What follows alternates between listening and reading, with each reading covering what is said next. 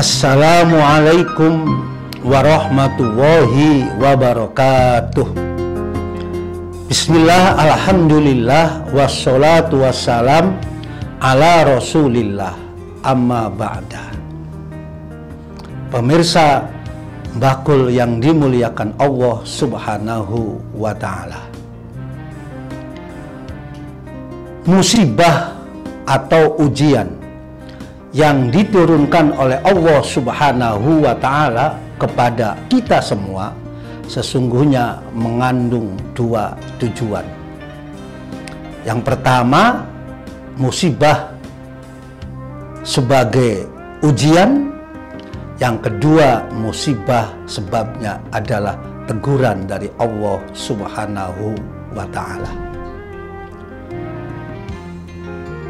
Musibah yang ditimpahkan kepada kita semua, terutama pada saat ini, wabah corona hampir seluruh dunia, termasuk negara yang kita cintai ini. Tentu mungkin ada beberapa hal alasan kenapa Allah subhanahu wa ta'ala menurunkan musibah itu. Pertama, kalau musibah ini adalah bentuknya ujian, mungkin Allah sayang kepada kita. Karena banyak manusia yang mengatasnamakan agama, tapi agama itu sendiri tidak mampu menciptakan kedamaian, kenyamanan. Banyak manusia yang mengatasnamakan persatuan bangsa-bangsa, justru pada saat ini antar bangsa perang.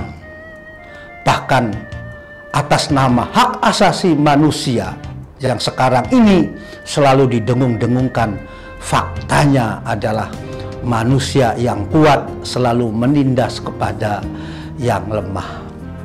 Maka ketika musibah itu diturunkan oleh Allah subhanahu wa ta'ala, alasan yang kedua sebagai teguran, maka ini barangkali kita sebagai umat manusia sudah mulai menyimpang dari perintah-perintah Tuhan, dari perintah-perintah kitab sucinya.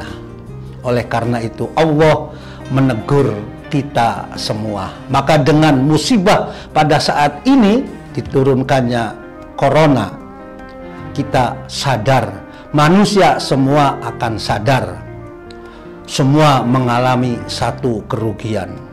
Pengusaha rugi, pedagang mengalami kerugian, rumah sakit mengalami kerugian, dokter mengalami kerugian, jasa mengalami kerugian, termasuk para ustadz, para kiai pun juga mengalami kerugian.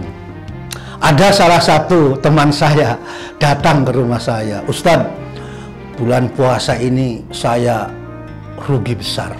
Saya nanya, "Kenapa rugi? Jualannya apa?" "Enggak Pak Ustadz," kata teman saya biasa bulan puasa ini kultum subuh tidak ada, kultum zuhur tidak ada, kultum bukber tidak ada, kultum terawih tidak ada, bahkan khutbah Jumat sudah hampir 2 bulan ditiadakan. Kata teman saya, "Coba dihitung Pak Ustadz, kalau sehari 5 kali tampil kali sekian, berapa kali 2 bulan?" Maka kata teman saya, tahun ini, bulan ini, puasa ini mengalami kerugian besar. Saya jawab sama teman saya itu, ya semuanya yang rugi bukan antum saja, semua sekarang sedang diuji oleh Allah subhanahu wa ta'ala.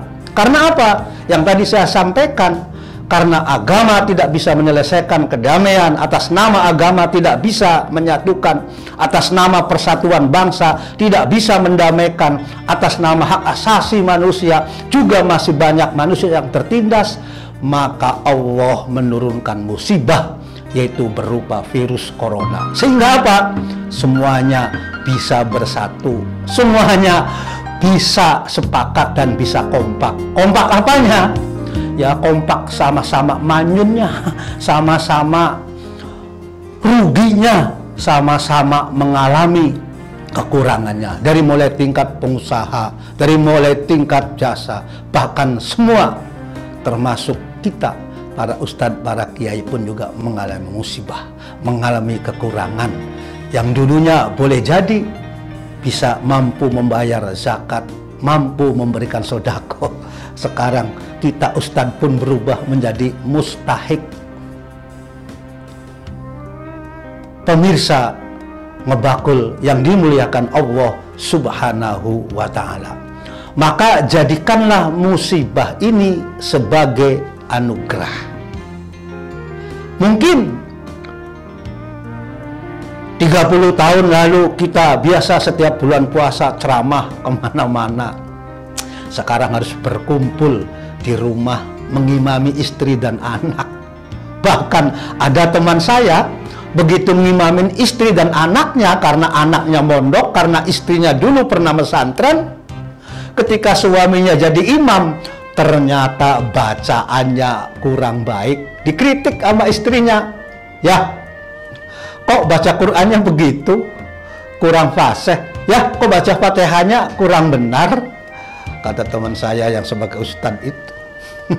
Dulu waktu menjadi penceramah di luar, tidak ada jamaah yang berani mengkritik, menanya. Tapi sekarang justru di rumah. Ini, jadikanlah musibah ini sebagai anugerah, introspeksi diri kita. Karena apa? Sesungguhnya Allah memberikan musibah, memberikan ujian itu, pasti dibalik semua itu akan ada hikmah dan akan ada solusinya. Allah berfirman, "Walanabluwannakum bisyai'im minal khaufi wal ju'i wa naqsim minal amwali wal anfusi was samarat wa basyiris sabirin alladzina idza asobathum musibah qalu inna lillahi wa inna ilaihi raji'un."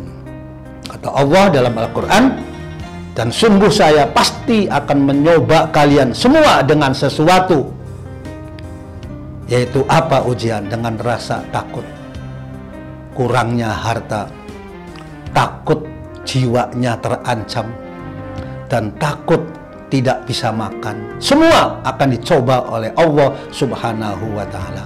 Tetapi oleh Allah diteruskan dalam ayat itu, percayalah, setelah musibah dan kita menerima ujian ini dengan sabar, dengan tenang, dan kita mampu bisa memanage dengan musibah ini, insya Allah, untuk orang-orang yang sabar, untuk orang-orang yang menerima musibah ini dengan sabar, insya Allah akan diberikan kebungahan, akan diberikan kegembiraan setelah kita menjalankan kesabaran musibah ini. Pemirsa Mbakul yang dimuliakan Allah Subhanahu wa ta'ala, atau boleh jadi Allah menurunkan musibah ini adalah sebagai teguran. Teguran apa? Mungkin kita menyampaikan agama tidak sesuai dengan apa yang dianjurkan dengan ajaran agama itu sendiri. Oleh karena itu, kita di dalam memahami agama masih banyak yang salah di dalam menafsirkan agama, terutama Al-Quran dan hadis. Contoh, masih banyak teman-teman mengatasnamakan agama. Misalnya, melihat tetangganya ada yang berjualan minuman keras, ada yang berjualan minuman keras atau minuman tuak dan lain sebagainya. Kemudian mereka dengan dalil hadis, barang siapa yang melihat kemungkaran maka rubahlah. Padahal kata-katanya itu di situ, marro'a minkum mungkaron falyughayyir biyadih. Barang siapa yang melihat kemungkaran harus dirubah. Kata merubah itu bukan kemudian warungnya dirobohkan. Merubah itu bukan warungnya dibakar, bukan warungnya ditutup. Yang namanya merubah itu adalah penghasilannya masih dapat, anaknya masih tetap bisa belajar, anaknya masih tetap bisa kuliah dan pesantren. Yang dirubah adalah isi jualannya.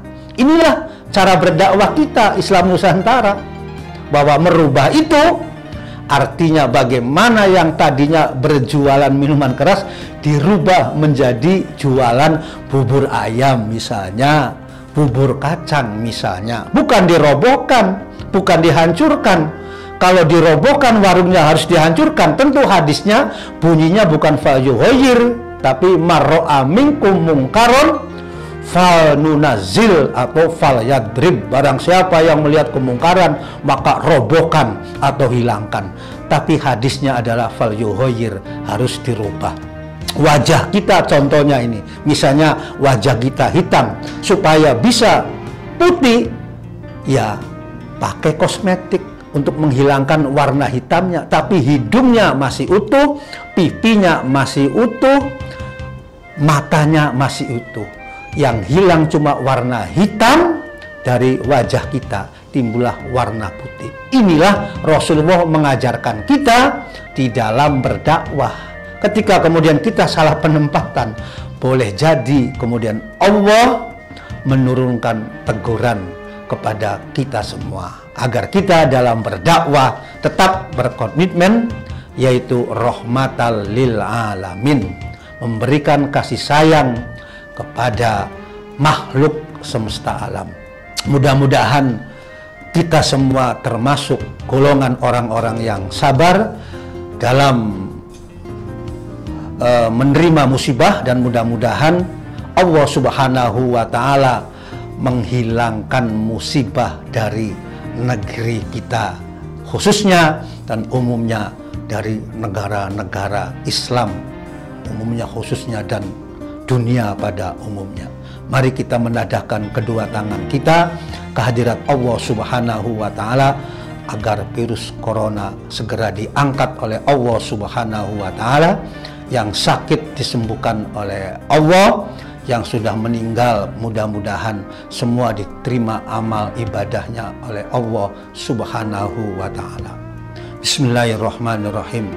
Allahumma fa'annal bala wal waba wat ta'una wal mihana wal musibah wal mihana wa su'al fitani ma zaharu minha wa ma baton an baladina hadza khassah wa an sairi biladil muslimina ammah birahmatika ya arhamar rahimin.